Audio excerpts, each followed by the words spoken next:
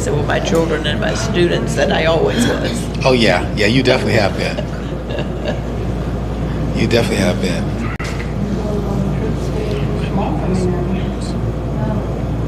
You're good to go. Okay.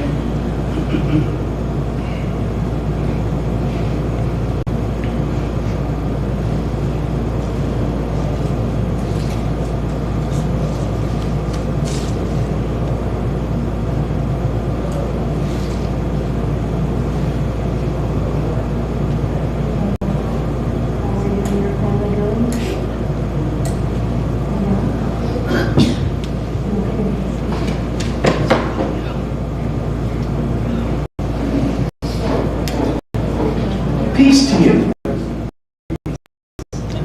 Assalamu alaikum. Good afternoon. Welcome, welcome, welcome. Thank you for coming out not today. Unity in the community.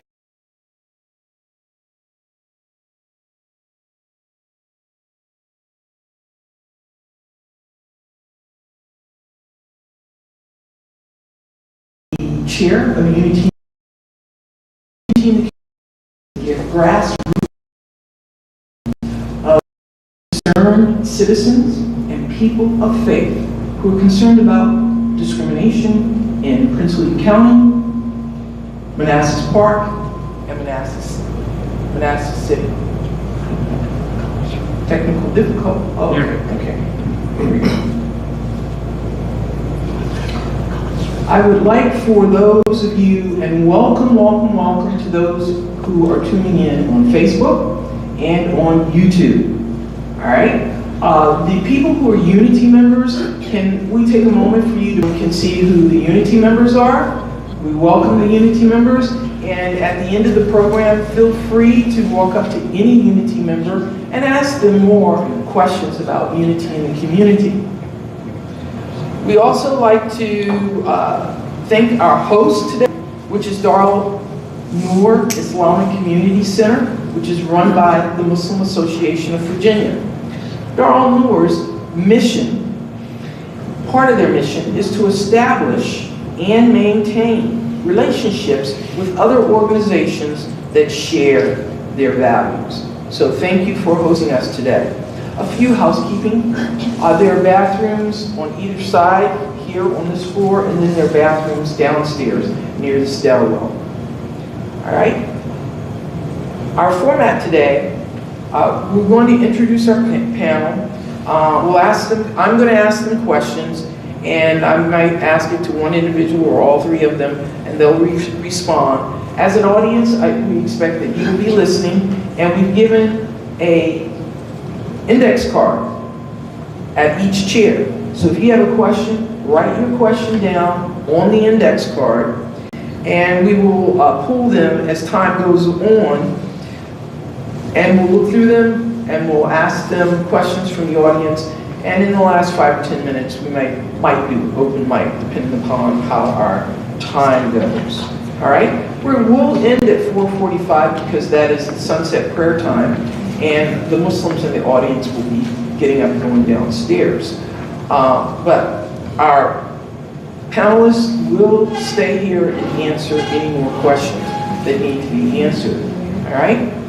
And I would like, while I've got some more people here, I'm going to assign our Vice President of the Muslim Association of Virginia, Khadijah. Can you go around and give people to sign in? If you'd like to be on our mailing list, then give us your email list. She's going to do it for you. All right?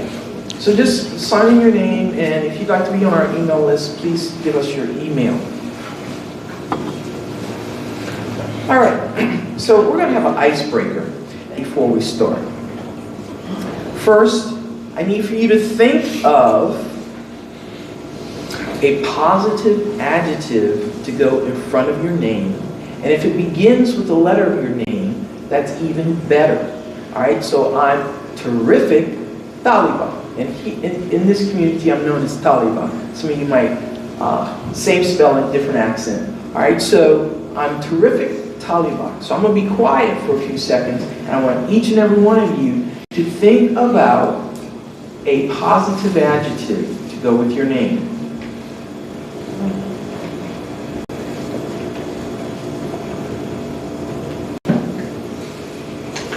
Are you looking for volunteers? Thinking. All right. So hopefully everybody has a positive adjective that you're thinking about. So when I say begin, what you're going to do is there's no handshaking, okay? Some of you might want to fist bump, but the easiest thing is just to put your hand to your heart. It's the safest. All right. I'd like for you to, and it doesn't matter whether you look to your right, to your left, to your front, or your back, even if you get up, I want you to, when I say begin, you're going to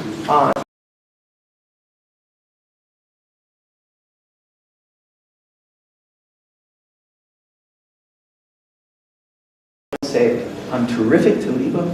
I live in Dale City. All right? Everybody understand? All right, begin. I'll go so Terrific, Taliba. you go first. Okay, I'm fun-loving Ken. I live in Manassas Park.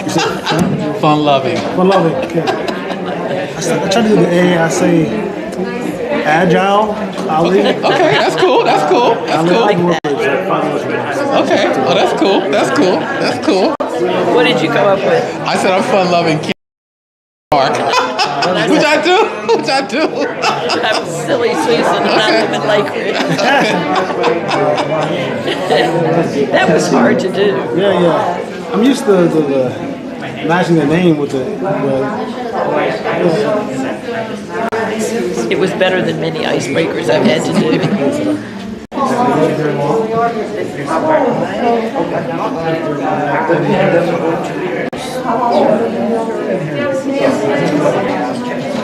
I should have said I'm anti-racist Ali. Oh, that would have been a great one. That would have been fantastic. That would have been fantastic. What did you come up with? I could have said anti-racist Ali. I could have said Perfect. that. Yeah. That would have been easy. Hi, I'm Inquisitive Ilana, and I live in Manassas, Virginia. I'm silly Susan and I live at Lake Ridge. Silly Susan, that's supposed to be a compliment? I don't know, but I couldn't come up with anything else. I'm fun-loving Ken, and I live in Manassas Park. There we go, and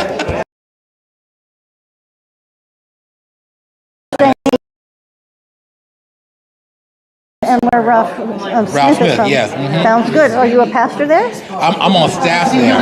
Okay, sounds good. Nice to meet you. Inquisitive Ilana from Manassas, Virginia. Nice to meet you. Agile Ali from Woodbridge. I guess it's considered Lake Ridge.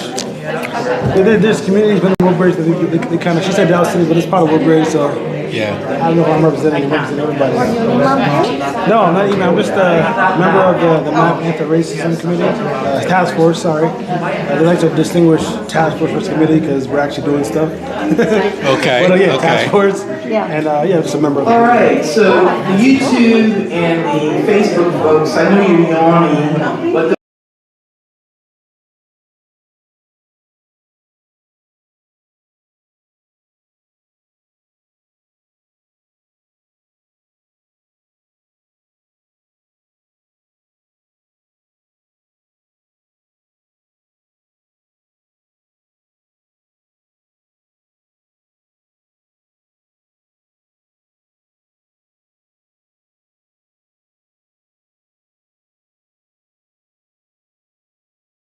Dr. Susan Hyde Fellows. She's retired from Fairfax County Public Schools after teaching students with learning disabilities for over 40 years in Fairfax County Public Schools. Now I'm from Fairfax County Public Schools too. I never met her though until afterwards. She entered Wesley Theological Seminary and she earned her Master of Divinity and Doctor of Ministry degrees and her certificate in Muslim Christian Studies, and that's how I met her at Wesley. I was also in the certificate program. Presbyterian minister, working to promote interreligious dialogue and understanding. She teaches classes on other religions. She facilitates Muslim Christian dialogues and occasionally preaches. She's also a proud mother of 2 sons. She has Devin and his wife. They live in Phoenix, Arizona, and her youngest, Rajan, lives in Mount Gilead in North Carolina. And you'll see her frequently knitting, and she enjoys reading, baking, walking, and visiting with friends. And we met at Wesley, and then we re-met when she was at Westminster. She was the chaplain there for a couple of years, and she invited the Imam, Jamal, and myself to come do a talk. And so we reacquainted ourselves. All right, so next, here in the center, we have the Reverend Kenneth Young. He's an itinerant elder in the African Methodist Episcopal Church. His focus of his pastoral ministry has been in the areas of discipleship and worship.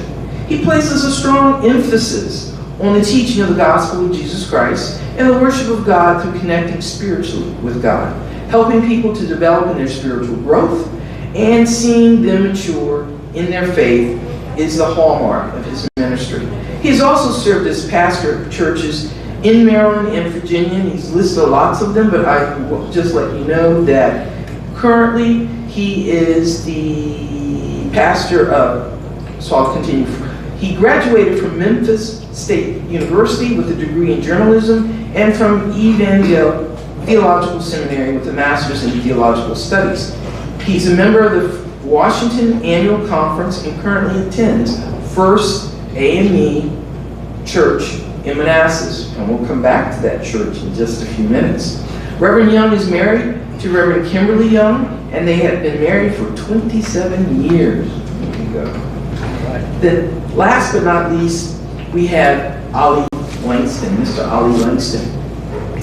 Ali has always had a passion for his community and has been actively involved with the Muslim and African community since high school. Ali started a nonprofit in high school called Tools for School Incorporated, aimed at providing inner city kids with the necessary school supplies at the start of each school year. Through his academic prowess, community leadership,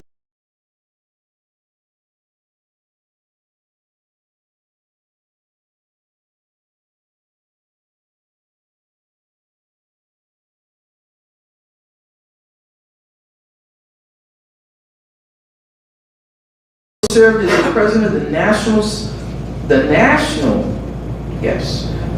Society of Black Engineers and the president of the Muslim Association, which is called MSA, during his undergrad studies at the University of Connecticut. Ali Langston holds a BS in electrical engineering.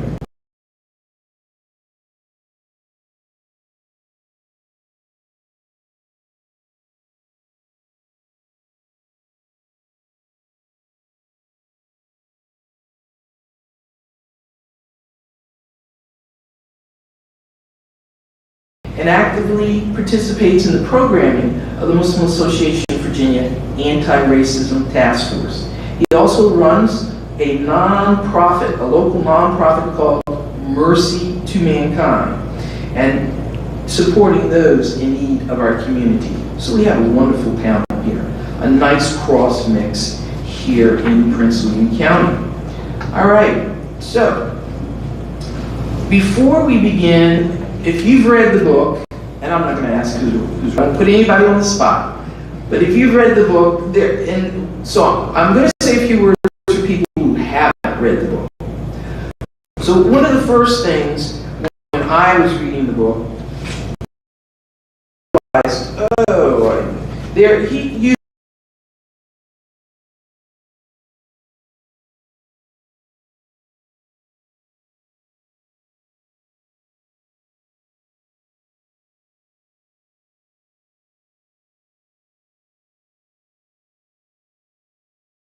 in the community.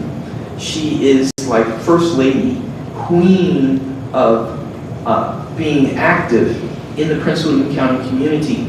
Came up with this idea, and I'm going to tell you why.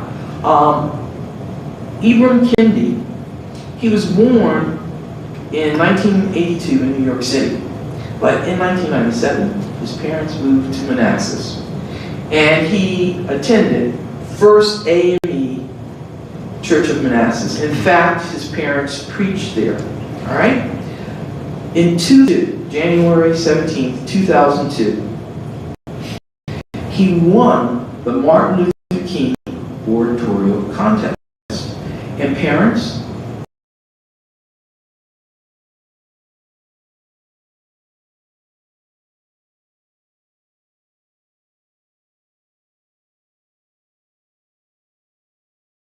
in Prince William County, Manassas, and Manassas Park. So, speaking well is a great skill, and we encourage everyone listening, parents, encourage your kids, students, go to the counselor at your school and find out who is the sponsor for the Martin Luther King Oratory Contest. He won it. Mr. Kennedy won this contest in 2002, so he's like one of our own, all right? And so going on, his parents are Carol and Larry. They were very active in the community in First AME Church of Manassas, all right? And they were very spiritual. And because of their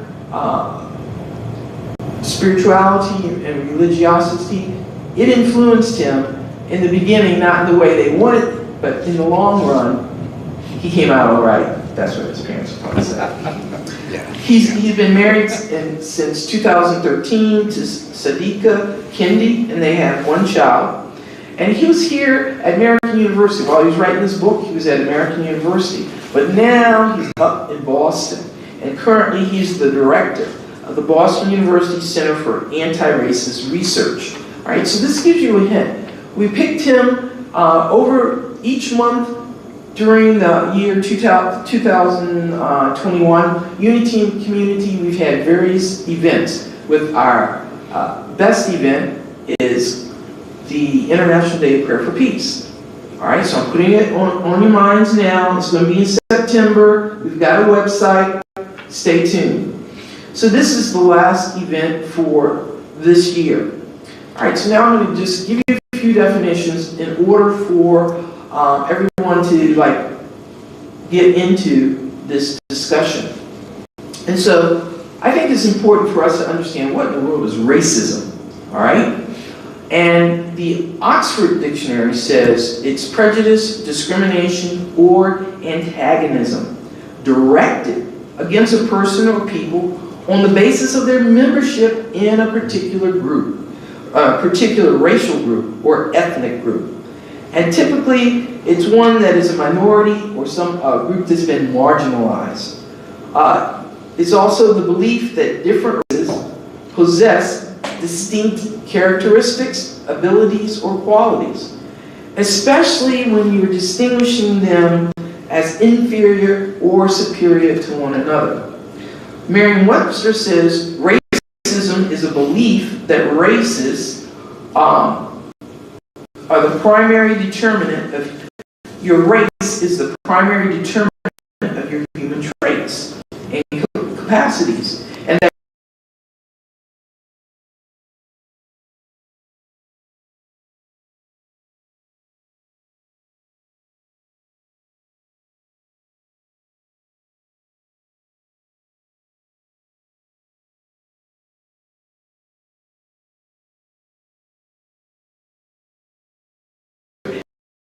racial prejudice or discrimination.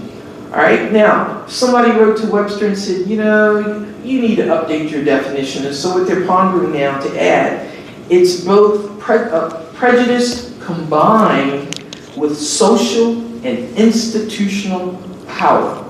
And the last, the Anti-Defamation League, ADL, they say racism is the marginalization and or oppression of people of color based on a socially constructed racial hierarchy and that privileges white people.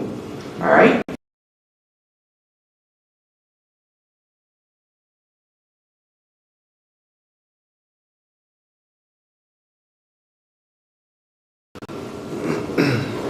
Kendi, so we're gonna now deal with what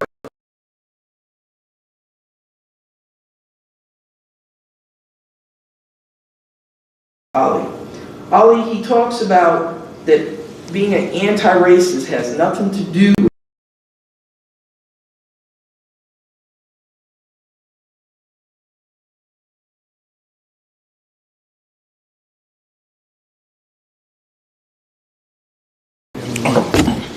might need that. I think it's already gone. Hello? No. We're good. Okay. Well, thank you for inviting me, everyone. I think the speaker is loud enough for sure. So, Kendi, in his book, I think he emphasized a very clear point in the introduction regarding folks who say they're not a racist, as it's a way for them to kind of avoid the topic, but also be neutral in the topic. But he also emphasized that there's a distinction between being a racist and an anti-racist. And the point here is that claiming being not racist or not a neutral mask for racism, basically, you have to kind of make your stance. You're clearly a racist, or you're actively fighting against it, or actively trying to make a stance against it, whether politically or socially or institutionally. So that's the broad sense of what he kind of explained in the book. But I think ultimately the point here is that those who are anti-racist specifically are confronting racial inequities directly, not kind of a lackadaisical kind of approach, not allowing it to be what it is without any action, effort, energy towards it. So that's my clear response. Great, thank you. So anti-racist is someone who is actively trying to basically endorse racial equality, someone endorsing racial equality. So Reverend Kendi, Reverend Kenneth, Kendi talks about racism is a marriage of racist policies and ideas that produce racial inequity.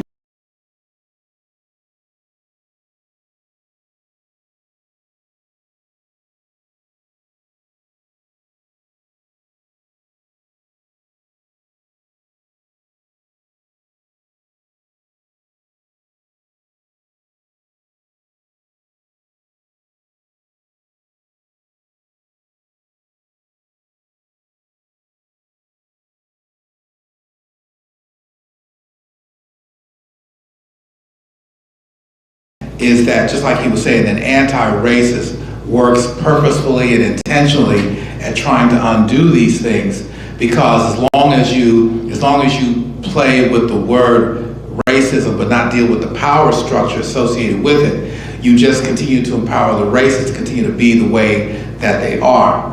And so what's important for people to understand, if you're going to be an anti-racist, that you've got to work toward and work with policymakers to change policy. About it is you've got to mitigate and mute that power. And as long as that power is in place, you're going to still continue to have a lot of the problems that go on and affect people.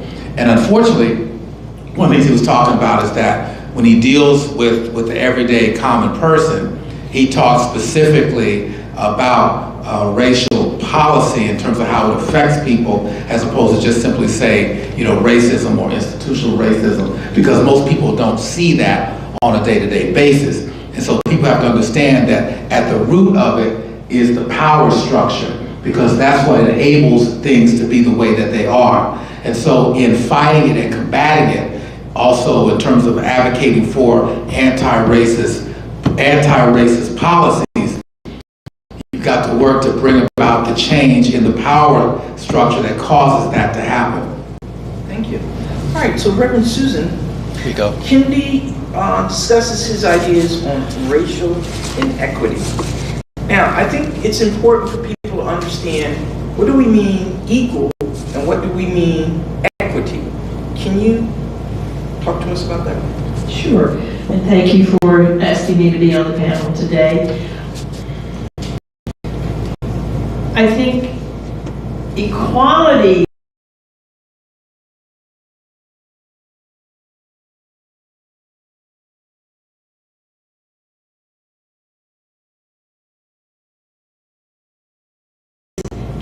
is access, so that everyone is able to have, to the best of their ability, a fair share of goods and services in the world. Okay, so for all of you, Kendi, he talks about a person who is a similarist, a person who's a segregationist, and a person who's an anti-racist. He quoted a lot from Du Bois, okay, he was a scholar back in the early part of our century, and he had this term about double consciousness, all right? And I immediately thought about in college, there was that debate between Booker T and WB, all right? So I would like, if you can take your turns, can y'all talk about your perception of Kendi's talking about double consciousness, or dual, he used the word dual consciousness, okay? All right, you got the mic, so you can start first. I'm going to start because I have to really struggle with that. I'm a white woman of a certain age and a certain amount of privilege, and so I grew up with only one way of thinking. I'm still not sure that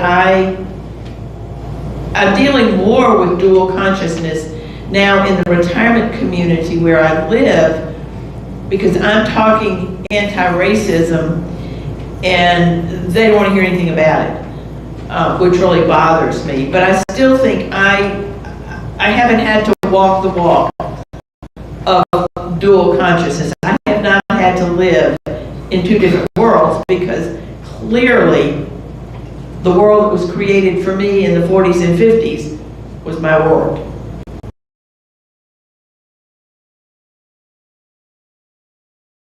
Talks about this in the book. He really talks extensively, really through several chapters. The thing is that for many people of color, certainly African Americans, but certainly many persons of color in this country, especially in the African American tradition, this dual consciousness of dealing with the idea of assimilating with white culture in terms of trying to make yourself socially acceptable, and then at the same time trying to be true to your authentic self in terms of what your everyday reality is as a person of color. More specifically in the African American community, especially as mentioned before and even during the civil rights movement, African American people, had this constant duality, and it's something that plays out in your mind as well as in your heart. You deal in a white world and you have to function a certain way while you're in that world, but then when you come back home to your community, you function a different way. And so the tension in there is that we have always desired to be fully American in this country, meaning that we want to fully participate with everything that goes on in this country.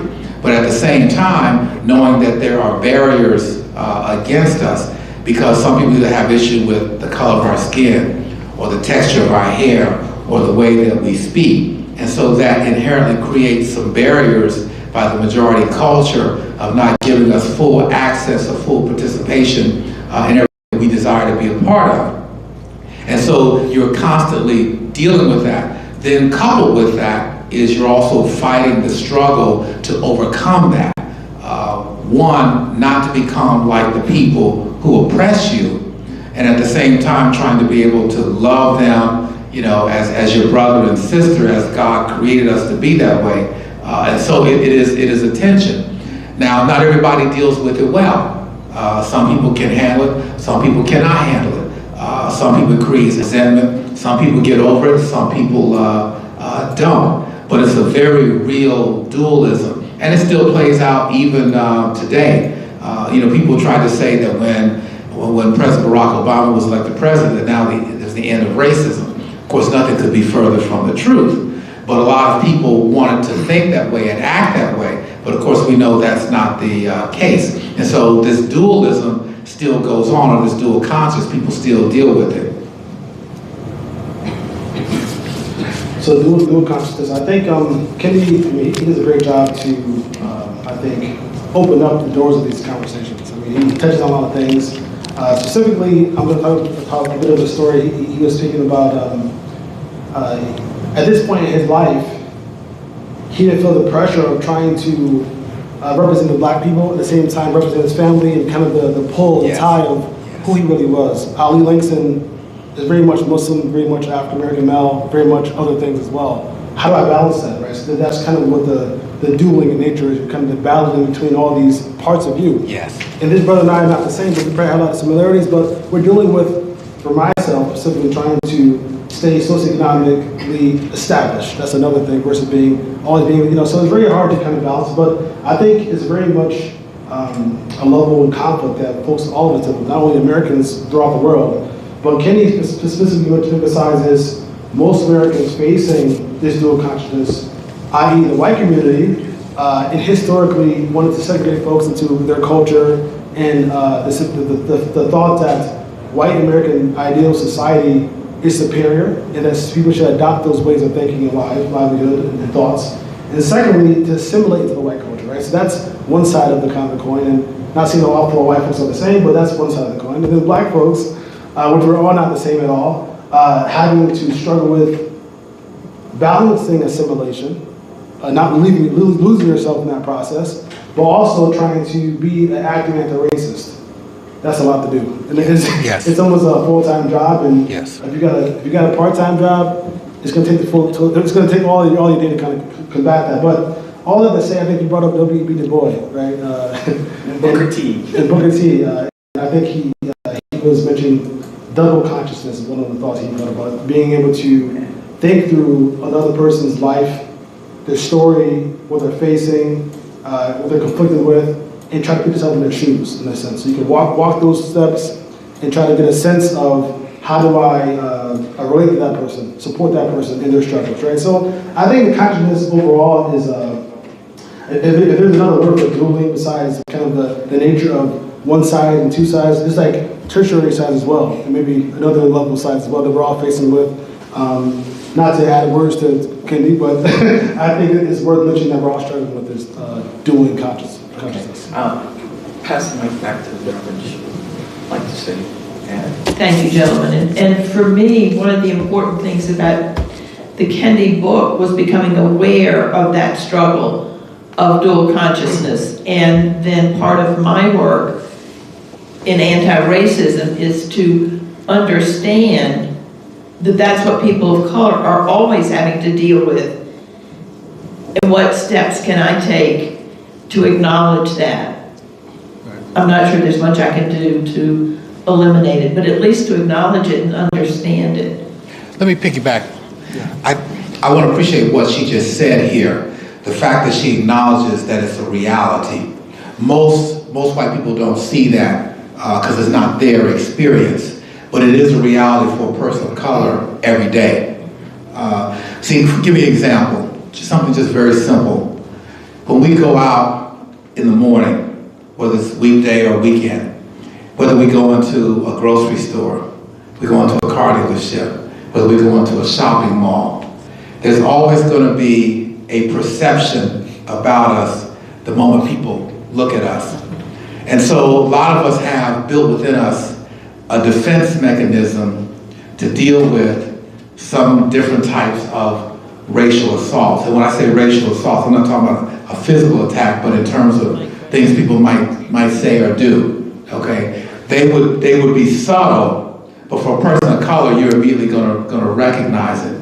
But you have to deal with that constantly. And so that's a very real issue. And so one of the things that you talk about in terms of being an anti-racist is that one, being aware of it, which she just articulated, and now with being aware of it, now you have to do something yourself intentionally and purposely, not to be a contributor to microaggressions or racial slights or insults against people of color. And it's going to require work, because this is the kind of stuff that you don't just simply wake up in the morning and say, okay, I'm going to be an anti-racist. No, you have to be diligent and intentional about that, which is what he talks about. The other thing that I can appreciate about him in this book, throughout this book, is that he even recognizes his own issues associated with this and realizes that he has to even still do the work, even as he wrote this book and even afterwards. And so it's the same for all of us. Yeah.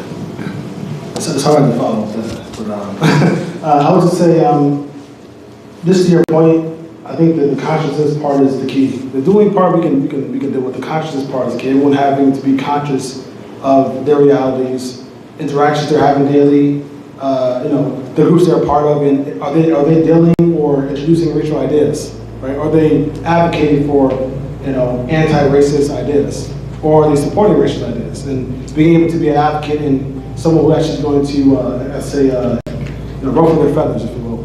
And ruffling feathers doesn't mean always a bad thing. When birds ruffle their feathers, they actually clean themselves, right? They're cleaning themselves, right? So the thought is ruffle the feathers a little bit, get people to talk, think about it so they can change the way they think about things, and ultimately, I think it's about changing people. I know Katie talks about policy, but people are writing policies, right? So I don't know how you avoid the people part. But anyway, we can get to that another time. Okay, thank you. All right, so we're going to share a story. And when I was in school, I had the same teacher's second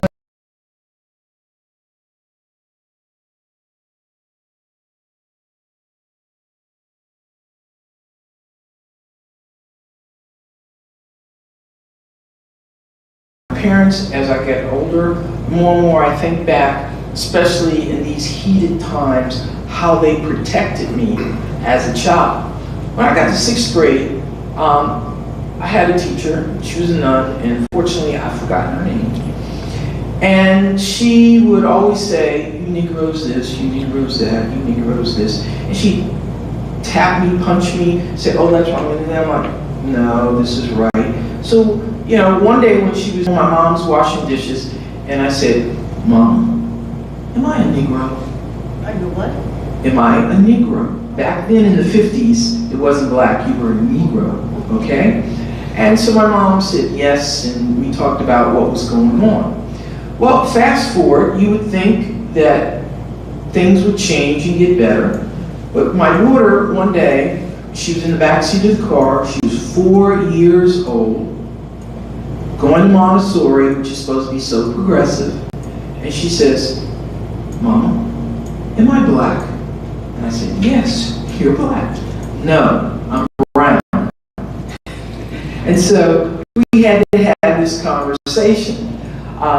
Then my son is a few years younger than my daughter. He was 7. Again, we were in the car, I'm driving. "Mama, am I black?" And I said, "Yes, you're black." "No, I'm not. I'm white." And I'm like, What? yeah, I had to keep my hands on the wheel and keep my face calm and say, "What makes you say that?"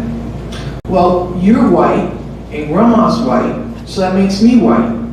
And I said, "No, I'm brown black. Grandmother is very, very, very, very light black."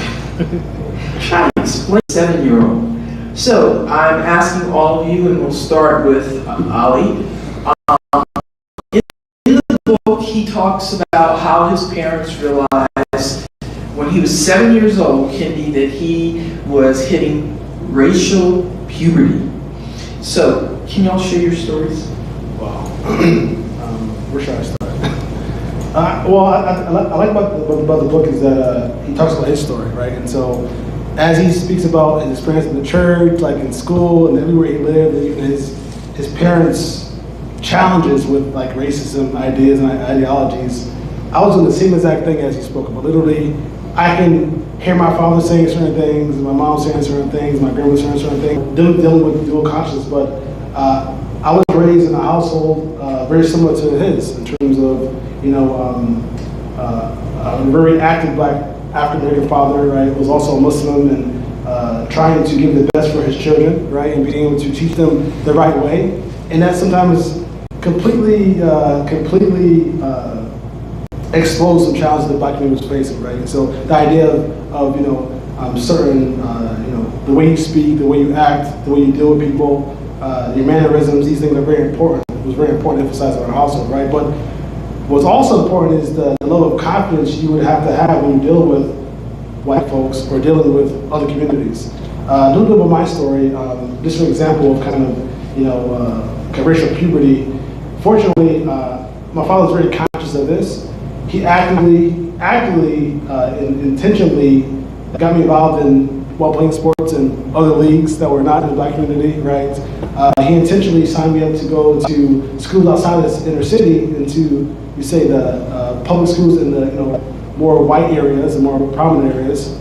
And those experiences gave me great exposure, I'll say. Great exposure in terms of the socioeconomic and educational inequities in society. And that was clear. I left one society, more predominantly Latinx and African American society, where public schools were as funded, but completely disregarded in terms of the performance, right? And I went to a school about 35, 40 minutes away from there. There was also a public school, same amount of funding, but resources, level of education, performance was off the charts.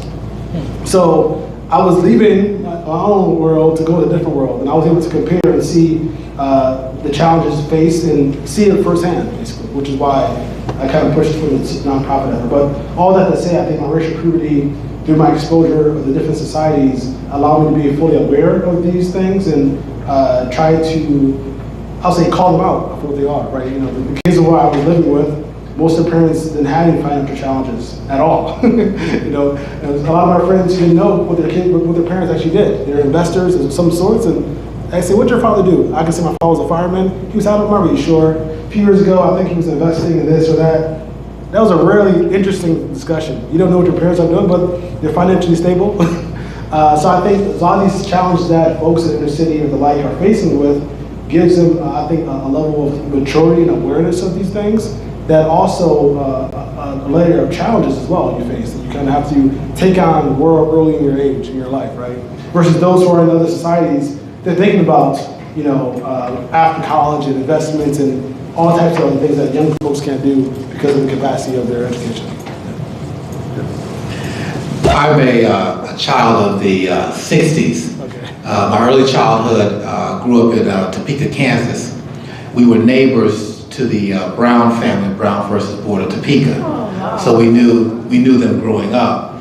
So I came of age years later. My dad was career military, and you know, I lived in an integrated community, so I came to school, was already integrated and stuff like that. When my dad came back from the Vietnam War, he got transferred to Texas, and we lived in Austin, Texas, and went to a school system that was African American and Hispanic. So that was a different experience, but I still had not experienced racism. Then my dad retired from the military, and he and my mom wanted to go back to Tennessee, which is where they're from. And then so going back to a small town in Tennessee, you know, predominantly white, just a few African Americans. So in that context was the first time that I actually experienced racism. First time I'd ever heard the N-word had been called the N-word. And so had to have my parents had to have a conversation with me about that. And the thing that was interesting was that having lived in two different states and two different school systems that were integrated but integrated differently, but we didn't have those issues. And then now at age 12, you start to experience that. So that, you know, for me, but it was a learning experience at that particular time. And so it became one of those things that you became aware of what was going on around you. I had classmates that were just beginning to experience what integration was, and I had already lived it several years prior. So it was a different type of transition, but I got to see that at a very young age, but it was interesting. So I was listening and thinking, and all of a sudden, Ken was describing Texas, and that was his first encounter with racism. And I realized that my entire life has been racist. I just didn't know it. I grew up in Southwest Virginia, in the segregated South. I never heard the N-word. I never heard language that was disparaging from my parents or my church setting. I learned to respect the employees of the hotel that my dad managed, but I never questioned that I didn't see. The only time I saw people of color were as the employees of the hotel. I never questioned that I called them by their first name and I was Miss Susan. I never questioned the white and the colored water fountains, or that Only certain people sat in the back of the bus, and I should sit in the front of the bus. A lot that I didn't question. I went to all white schools. The first time I was in school with a person of color, I think there were 2 women, one in my class and one probably the class just ahead of me, in college in Massachusetts.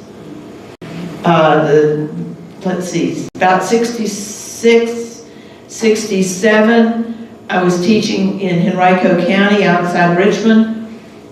I had a little boy who was African American. First time I interacted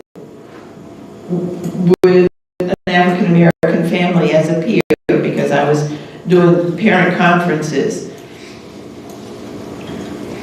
One of my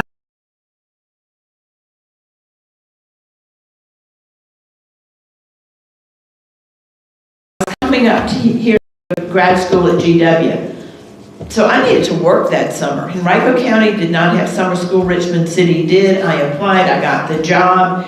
I knew from the address of the school, and this was the summer of 1967, that it was in the traditionally African American part of town. My friends were appalled. You're not taking that job, are you? Well, yeah, I need the money. I want the job. So then I went to the school, and the teachers were very welcoming. I'm chuckling because the school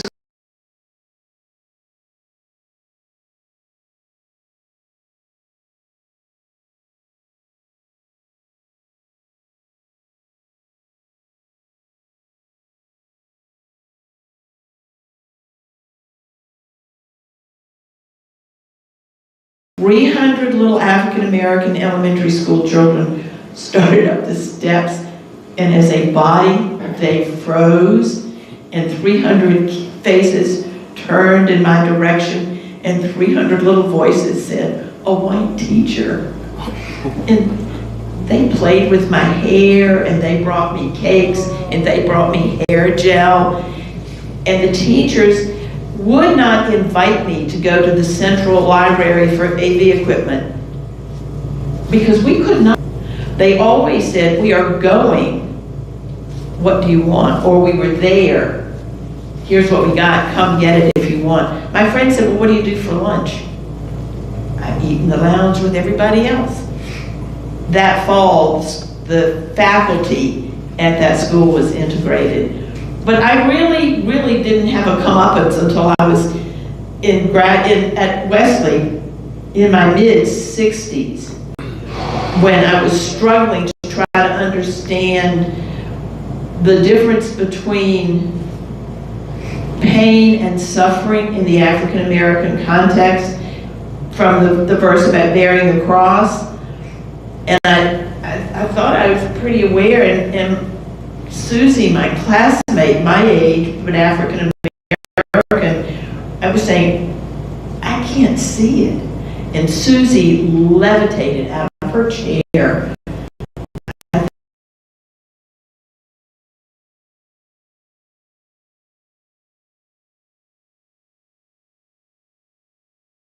And that started my journey of really reading and thinking and trying to understand. The next week I thanked her, because that was the moment that I found the water in my face. All right, we're going to move on to our next question. Kendi writes that the only way to undo racism is to constantly identify it and describe it, and then dismantle it. All right, so my question to our panel: do you agree or disagree, and why do you think he believes that we need to call out racism when we see it, even if it may be?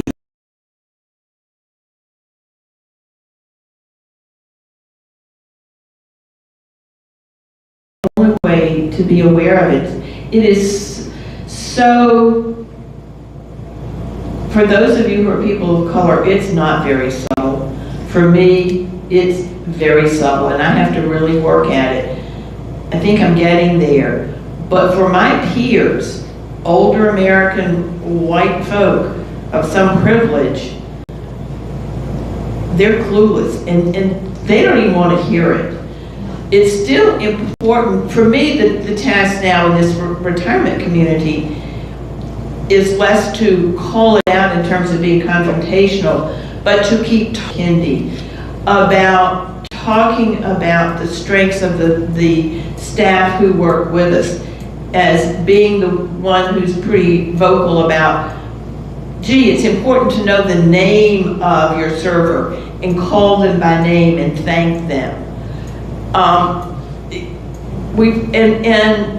You know, every time I'm with people who are a little bit younger, you know, it's not that I'm passing the buck on, but the reality is I can only go so far in my community.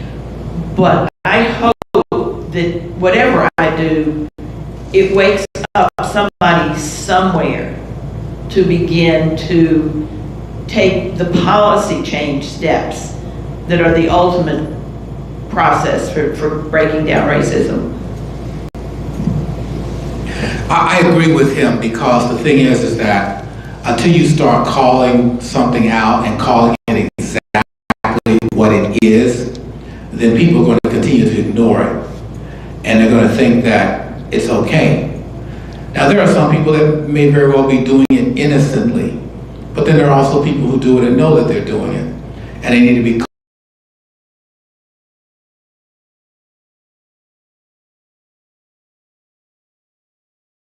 actions and their behaviors. But then also, too, we have to hold people accountable for supporting policies and empowering policy makers to keep making these policies and supporting these policies and funding these policies. See, we have to understand that in America, that racism is baked into everything that we do. It's baked into our Constitution, it's baked into our laws, it's baked into our public policies, it's baked into our economic structure, it's baked into our justice system, developed cities and towns and communities, it's baked into our healthcare system, it's baked into all of that. And you have to understand that. So we have to call it out, one, to educate people, but then two, to empower people to work with anti-racist and to become anti-racist, to dismantle and to bring about change. And the reason we need to do that is because if we don't do that, if we continue down the road that we are currently on, our country can self-destruct. Don't think that it can't happen. Other countries and other empires have fallen. Don't think that America is not vulnerable to that. And usually what causes the downfall of a society and a civilization and when it breaks down internally. And see, the problem with racist power is that it's an oppressive system and regime, but you can only oppress people for so long. You can't do it. It can't be everlasting, okay? And so that's why we have to work at dismantling it. Thank you. I think I agree with the sentiment of the message as well. I think dismantling, starts, I think we have to focus on how we can dismantle at levels that we are at. For some folks who have roles or responsibility in the school system or the business you work in or wherever you are, I think you have to target it based on your capacity, right?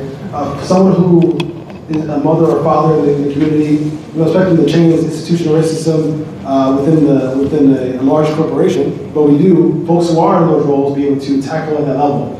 If you are a man or a pastor or the like, facing it head on with the community, we expect to do so. So I think it's within the reason to say that folks who are in positions of power or positions of authority to make decisions on changing the hearts of folks, they should be doing so. We should challenge them to do so, and dismantling is holding them accountable. So in your political position, or a community position, or a committee position, expecting kind of anti-racist should be part of the mandate or part of the effort to act towards it. Otherwise, what are you doing? Are you emphasizing it?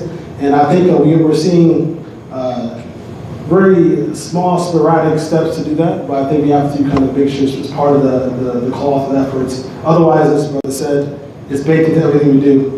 Wherever you taste America, the flavor of racism is there, right? So I think you can't avoid it. And otherwise, as we know, racism is highly monetized. People make money off it every day. And breaking it is going to be very hard as you if you're making money off it. So that's all I can say. Let me just say this. I'm just going to be real with you all. Just a few years ago, we were in a situation in this country with the previous administration that had they been able to remain in power, their agenda was very clear that they wanted to expand the whole issue of white supremacy, white nationalism, and they wanted to radically change this country back. Almost to the extent that they were willing to undo the whole democracy in our system. And so what you have to understand is, had they been able to be successful in doing that, we probably would be having a different discussion right now. I'm just being real with y'all. We would be having a different kind of discussion, okay? Let's not fool ourselves. So racism is a problem in America. It's a problem. It's a problem around the world. And that's not to beat up on other people. It's a problem, and we gotta work at it. We gotta fix it. And the only way to fix it, I like what Kendi is saying here in the book. You know, we gotta call it out. We gotta work toward undoing the policies that empower the structure to keep doing what it's doing. You also have to understand that people do get wealthy off of racism. See, that's a reality. And see, it's tied together. When I say it's baked into the system, that's why it's like that. And if you go historically, I mean, let's be realistic. You know, slavery in America was the economic system that empowered wealthy people well without having to expend resources on labor. And so as a result, it put a lot of people in a position today who have wealth that go all the way back to that time period, and they have wealth that I would call institutional wealth. That means that for the most part, those people will never suffer economically. And as long as folks that look like us suffer economically, they prosper. When you and I start prospering, they get nervous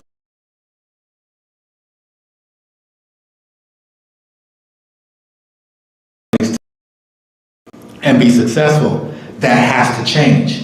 If you want your children, your grandchildren, and your great-grandchildren to live in a country where they have freedom, where they can have the ability to be able to live the way they want to live, to be educated, to have business and stuff like that, then the system of racism has to be dismantled. Amen. Okay, so we're getting ready to ask the last question. And Crystal, can you stand up? I have a question for the panel. Please write your question down and raise your hand and she will pick it up, okay? So please be doing that. And the last question for today is, I would like each of you to tell us what is your biggest takeaway after you've read this book. I found the book very autobiographical. Y'all know what I mean. Autobiographical. Yes, autobiographical. Thank you. Tongue-tied Sunday. Must be time for my nap. Anyway, those of you who haven't read the book, he really tells you a lot of his own development from moving out of, he admitted it, he did carry racist attitudes all the way to committing to being an anti-racist and promoting anti-racism. All right, so I'd like each of you to give me, walking away from the book, what is it that you are valuing most and what are you determined that you might put into action? One of you want to go first? I keep going first. Well, I think that one of the things that I certainly want to continue to do is like what we do with unity and community and of course voice in terms of working together as groups across different faiths and traditions to help bring about change in our society. Because it can't be something that one group of people works on. It can't be a thing that just people of color work on. Everybody has to work on this together. So I'm committed to doing the things that I personally can do. I'm my own activist, so I get involved of my own volition, whether it's civil rights stuff, whether it's social issues, I get involved and I engage myself. I also try to constantly keep educating myself. So I was appreciative of this book because I learned a lot from this. So, you know, my eyes have been open to other things that I wasn't aware of. So this was a real education. So I've made the commitment myself to keep educating myself on this, but also to be diligent and intentional myself in working toward dismantling this.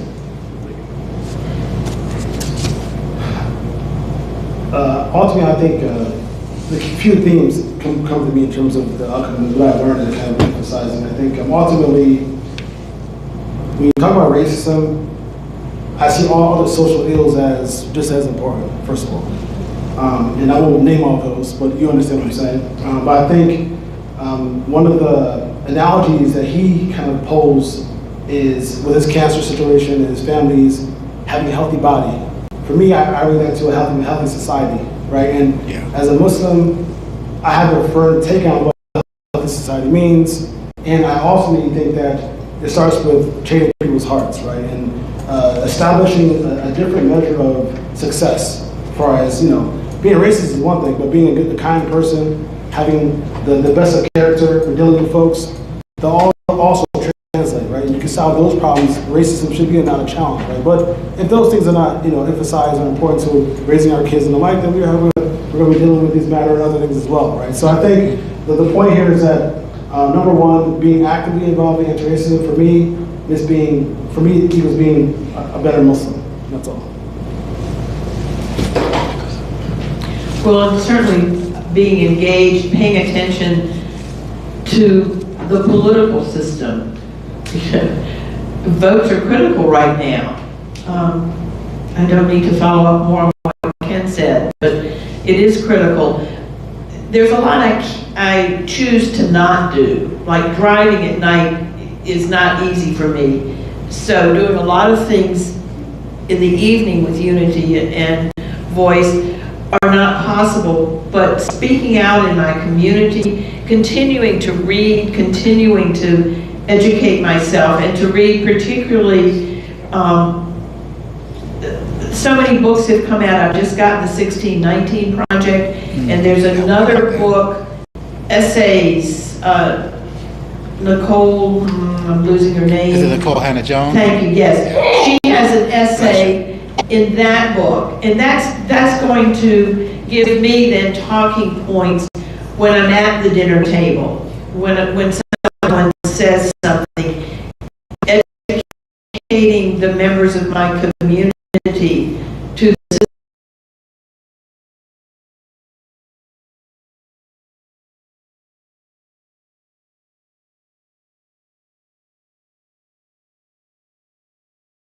because people would be aware of the microaggressions that they perpetuate.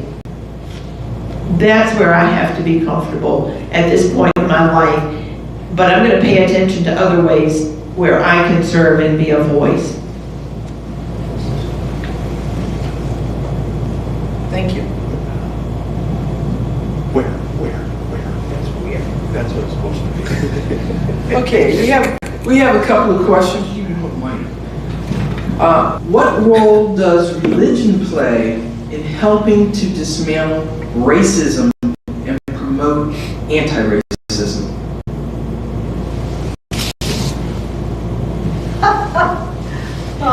I'm going to define religion broadly.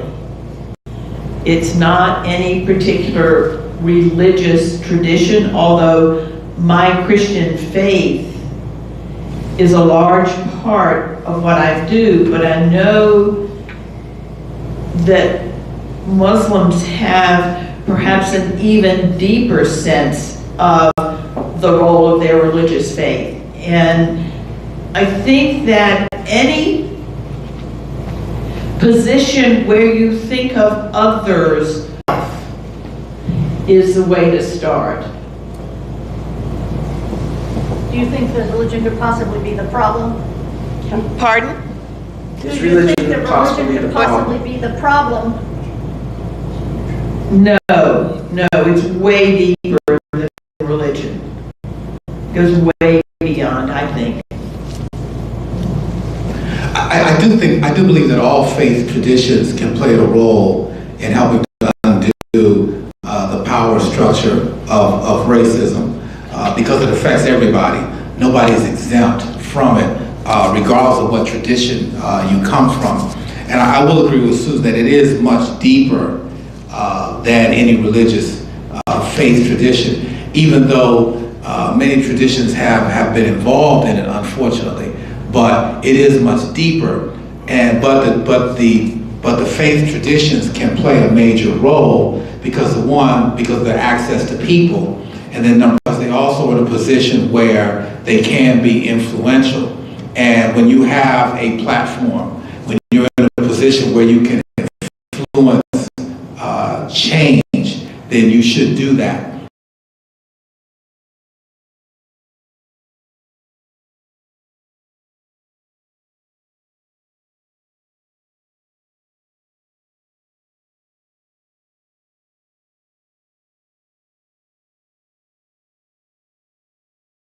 Sidelines and not enough people on the field of action bringing about change, and that's one of the major problems. So I definitely think religion can definitely help solve that problem.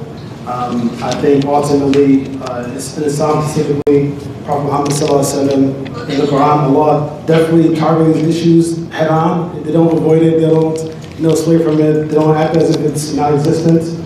More importantly, Prophet Muhammad ﷺ emphasized and I'll just establish the fact that no non-Arab or Arab is better than a non-Arab or black is better than a white, except specifically in account of their righteousness, their piety, the closest to Allah. So at the end of the day, people's ability to have the best of character and like establishes the grounds of them being better in the hierarchy of the world, right? And those people we should be following on social media, those who have the best of character, right? Versus the other ones. So my point here is that Allah and Prophet Muhammad don't sway from it, but I think religion can be a profound foundation for people tackling racism and all the other isms as well. And I'm going to add to this. I know that there are some imams who are pushing and the idea of let's remove all images that attempt to portray. And in that, Imam Muhammad, he's a writer and a scholar, Islamic scholar. He says, can you imagine if you're a Caucasian, if every time you went to church, you see this black Jesus, and you're told that Jesus died for your sins, he's your savior, you have to go to him with everything, and he's going to help you. So if you've had decades of seeing a black Jesus, and knowing he's your savior, and that he's the best, and he's the Son of God, in some Christian theology, what does that do to the psyche of those children? All right, so think about it. All these years in this country, we've seen this image of a Caucasian Jesus. But if you're Caucasian and you're seeing a black Jesus, what would it do to your child's psyche? So think about how years after years and decades after decades, black children here in America and children of color here in America have been exposed to this big image of God because they're saying he's Son of God. What is that doing to the black psyche? So in some ways, I think people need to take a look. We take a step toward removing all images that attempt to portray the divine. We're taking a step toward our children, all of our children, being raised with a better perspective as far as who rules in this country. All right, so if you go to, all right, that's all I'm going to say about that. Okay, so we have some more questions. And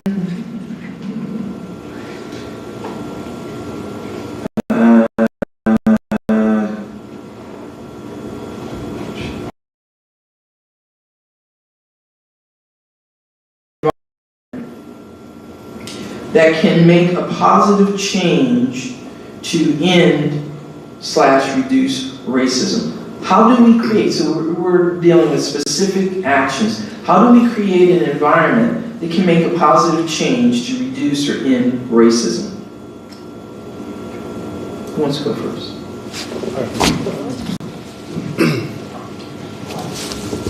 I think many of the communities are already doing good work. I mean, MAV, probably AME, and there are other churches that are like. But I think it's more beautiful when we all do it together, right? We go do it together. That is a sign that we're unified in the community. Our hearts are all the same, but the intent is to better society, right? So I think being engaged in community service, volunteerism, and the like, supporting those who are in need. Those are all signs of where we stand in terms of our society and what we want the best for our kids. As well as we all said, when things come about in our community that we know we're against, we actually unify in our voice against it, right? Those are all signs that we are founded in the same ideals and belief systems that we want the best for not only America but our families. So I think volunteers and community service is, I think, a great step forward. And for those who want to volunteer, let me know. I agree with everything that he just said, and I think that also, too, we have to keep educating people on all levels, children, teenagers, adults, even senior citizens. We got to keep educating people about this, and we just have to keep staying intentional about it. And we have to realize that this is something that's not a sprint, but it's a marathon. And we have to look at it from the standpoint that this is something we have to keep working at until we all leave this earth. And because it's so deeply ingrained. But I think Kendi gives us a good roadmap, a good footprint, a good foundation to start with. And I think doing things like this, continuing to talk and dialogue, and then coming up with ways to start tangibly working at, dismantling the power structure that empowers this, that has to be the focal point. Because see, until you change that, it's not going to improve to the degree that it is. And you have to remember that people do make money off of this. And so that's something you have to work at. But I think we have to continue to be intentional. Like he said, we start with ourselves, we got to be honest with ourselves that we have it in us.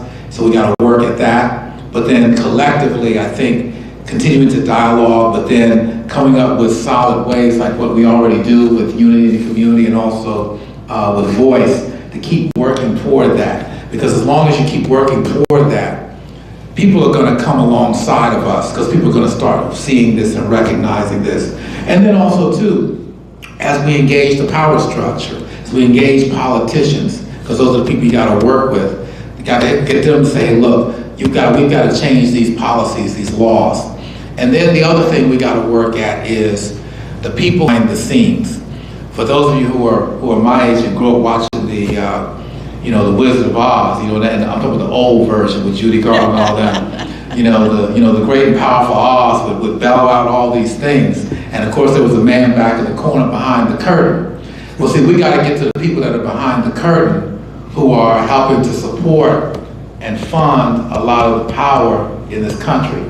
Those people got to be exposed, just like the wizard was exposed. But then when they're exposed, either we got to challenge them to become anti-racist, or we have to impact their financial setting so that all of a sudden they change. That has to happen. I totally, is that, I can't tell what this is. Is it on? Oh, did I accidentally, hang on, maybe I accidentally, oh,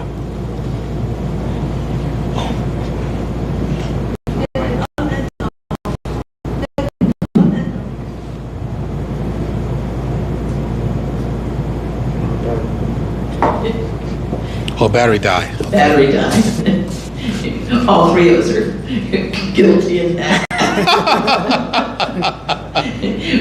We do have to work together, and I really like the idea of multiple groups banding together. But it's really important, and I think this is something that people my age can do, because when we start collecting food for the food bank, then I start saying to people, but what's going on that there is food insecurity here? What's behind this? Why, it's well and good to give some canned food, but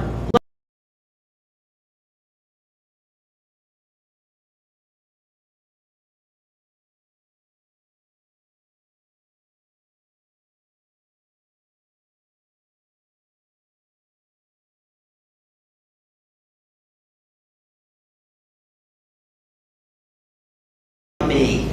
You know, just calling attention to those inequities that those good white folk like me take care of by giving a coat that I'm not wearing anymore, or the cans of food that might even be, I've seen food given to food banks that were outdated, you know, paying. It's good to contribute, but let's be also aware of what the situation is that's causing the need for us to contribute. And treating the person who's going to be receiving it as a full human being. Yes. Like, yes. Don't give away what I wouldn't want for myself. Right. Yes. All right, thank you very much, audience and panelists. We have a few comments, an announcement, and there's some other questions that people can come up. We're going to be closing out in a few minutes. They can come up and ask those questions personally. So somebody said if you want to know about inequity, watch the Netflix The Cotton Picking Truth. Someone recommended Michelle Alexander's The New Jim Crow. There's another one, Oakland Baptist Church. It's in the western part of Prince William County. There's a historical thoroughfare, the town, and there's cemeteries that have been historically Native American and African American. And there are developers coming in wanting to develop those properties. And so there is going to be a Friday at 1 p.m. There is going to be a march, but it doesn't say it's going to be at the Oakland Baptist Church. All right, so you can look up that person who gave me that. If you raise your hand, people can come up to you and get who did this, so that people can come and get more details. All right, that's Ilana. She can tell you all about it. And then someone brought the book, The Anti-Racist Baby. This is written by Ibram Kendi, and they were saying this is a local conversation we're having today, and there needs to be a call for a state conversation as well as a national conversation, and they're thanking the panel and Unity in the Community for having this discussion today. And the other questions you can come up to individuals and ask. Now, we have door prizes, all right? Under a seat, there is a sticker. So later on, y'all can be looking at it. Whoever brings me the stickers will actually get a copy of the book, okay? So we have for each side, and we can look for those in a few minutes. I would just like to close out and say thank you, Ali. Thank you, Reverend Ken. Thank you, Reverend Susan. We thank you very much. It was very interesting and informative conversation that we've had today. And those on YouTube and Facebook, I hope you were sitting up paying attention. And if you didn't read the book, you can get it at your public library, or you can get it on Amazon. And if you belong to Amazon Smiles, whichever charity you want, every time you buy something, pushing Amazon, but every time you buy something, they give back to your charity. So please list the charity if you are buying from Amazon. All right, thank you very much, audience. The questions were good. We thank everybody.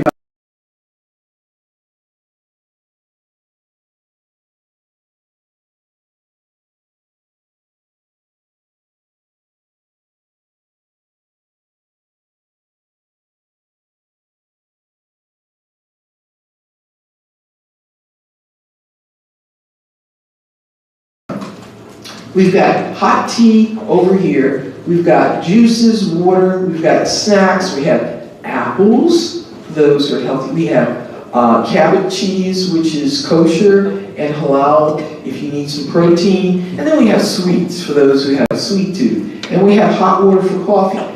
Please, you feel free to stay around, come up and meet the panelists. All right. And at 4:45, if you're interested in observing the Muslim prayers, sunset prayer, you can go downstairs on the carpeted rug, and there you will need to take your shoes off. And so at this moment, we thank everyone, and we conclude.